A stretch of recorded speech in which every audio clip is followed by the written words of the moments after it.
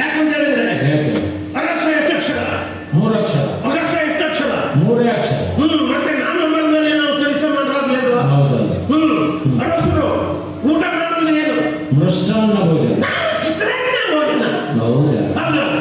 ರಾತ್ರಿ ಉಳಿದ ಅನ್ನಕ್ಕೆ ಅರಿಶಿನ ಪುಡಿ ಹಾಕಿ ಅದಕ್ಕೆ ಒಂದು ಒಗ್ಗರಣೆ ಕೊಟ್ಬಿಟ್ರೆ ಸಾಸಿವೆ ಹಾಕಿ ಚಿನ್ನದ ಸರ್ಕಾರಿ ಕರ್ಮಣಿ ಹೊಡೆದಾಗ ಅರಸರು ಮಾಡುವುದೇ ಅವರು ಇದು ಶಯ್ಯಾಗ್ರಹ.